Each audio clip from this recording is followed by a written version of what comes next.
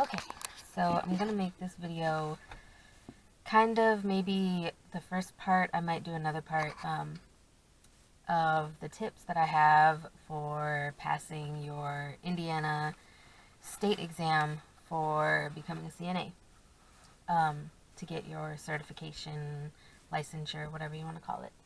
The first tip that I would say that's really, really important is to not let your nerves get the best of you.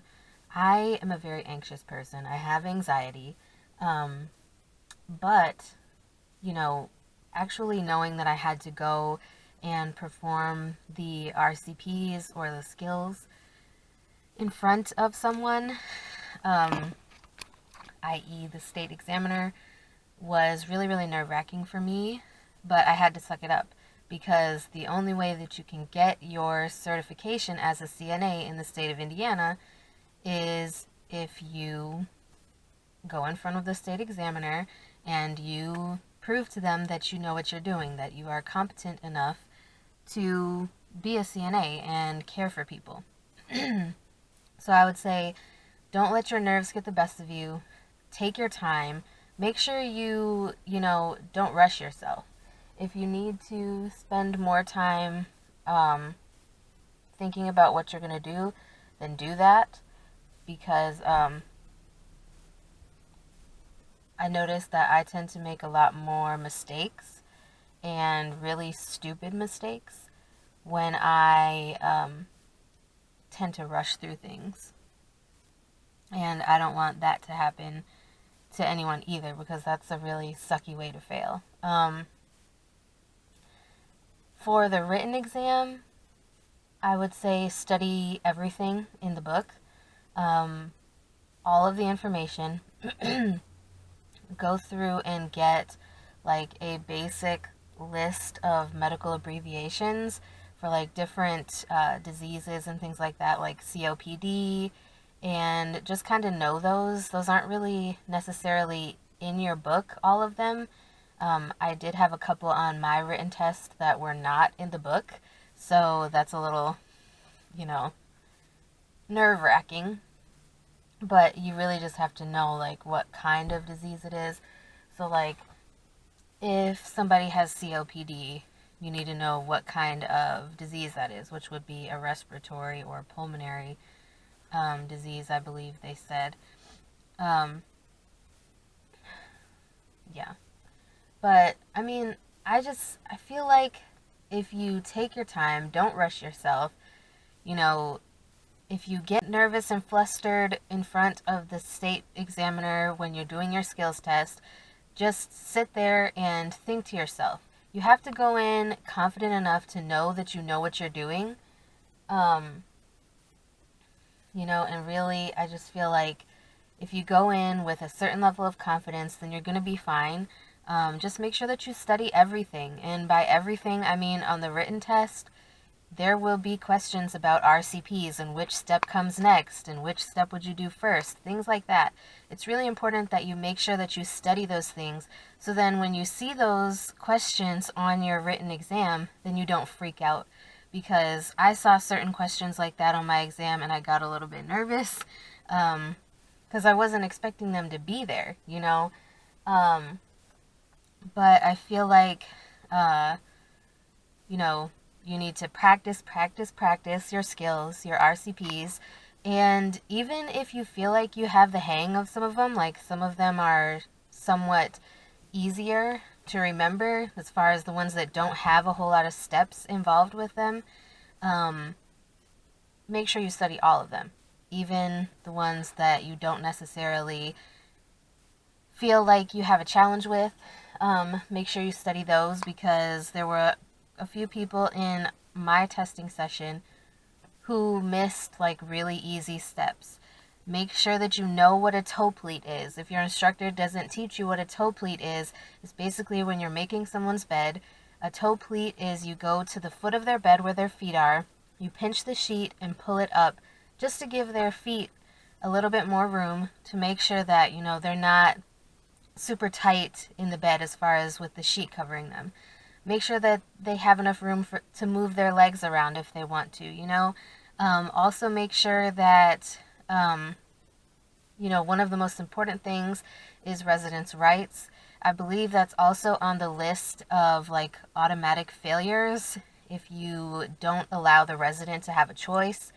Also, infection control, cross-contamination, things like that. Those are automatic failures. Don't put anything against your uniform, your scrubs, or anything like that. Don't make sure you don't touch your face with your hands. Make sure that if you need gloves on, put gloves on. Just so you know, the state examiner will ask you questions. I had quite a few questions come from when I was doing the different RCPs. She would ask me, okay, well, if this situation were to happen, what would you do? Things like that. Just be prepared to answer those types of questions, and I feel like you'll do fine. Like I said, make sure you study everything. That is my most important thing. I went into it thinking that the written test was going to be super, super easy for me, and the skills test was all that I needed to worry about. But I did my skills, I was really nervous, and I passed the first time. The written test was a lot more difficult than I thought it would be. The way that they had it set up was it was 100 questions, all of them multiple choice. At the top of each page of questions, they would give you like a little description of a resident, and you had to like answer questions based on that resident. They would give you like certain things about them, certain information, like if your resident had high blood pressure or arthritis, they would tell you that. If they had cancer, they would tell you that. They would also tell you if they had like a right-sided weakness, things like that, which is something that you need to know if you're going to be doing the RCPs, because you have to know which side is their weak side and which side is their strong side for certain RCPs, like dressing, helping them walk with a walker, things like that. You need to know their strong side and their weak side. I would say if you have people in your class who you can practice with, do it. Practice, practice, practice. And even if you don't have people in your class that you can practice with your family members. I practiced with my boyfriend. He was a really stubborn patient, so it kind of gave me, a little bit of experience dealing with stubbornness, because he was a very stubborn patient when I was trying to help him. So, practicing the different RCPs, and, make flashcards if you need to. Make flashcards. One thing that I would say that our teacher made us do in my CNA class was she made us make flashcards or index cards with all of the steps for each RCP on them. And I would say that that's a good idea, because then you don't have to bring your book around with you everywhere when you're trying to study for your exam. You can bring the index cards that have the RCPs on them, and you can study them that way. And that way you can bring them, on the bus to work, anywhere that you need to bring them, really. But I think that's pretty much all that I can say right now to give you advice. Hopefully that's helpful, I hope. And if you have any questions, be sure to let me know. I don't have any issue, giving my tips. Like I said, I passed both portions of the state exam on the first try. I was really nervous. I didn't think I was going to pass, to be honest, but I did. And so, now I'm working as a CNA, and just waiting for my actual certificate to come in the mail, my certification as a CNA. I have the papers from the state that says I am, though, that I am a CNA, which is why I'm allowed to work. Although the state of Indiana, there are certain facilities that will allow you to work for 120 days after you pass your CNA class. But if you don't have your CNA certification, so if you don't pass the state exam within those 120 days, after you reach 120 days, you cannot work anymore without that certification.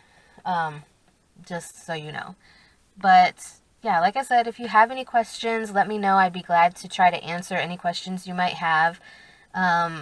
Today is my last day of orientation at my new CNA job for the week, and then we don't have another orientation until August 11th, but we are supposed to be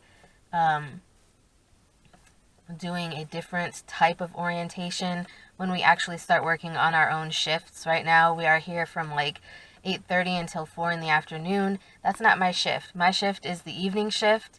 I'm working in the Alzheimer's dementia memory care unit. So yeah. I'm working the evening shift from 3 to 11 basically. And yeah. All right. That's all I have to say. And like I said, questions, comments, anything you need help with, let me know. I'd be glad to help you. And I'll talk to you guys soon.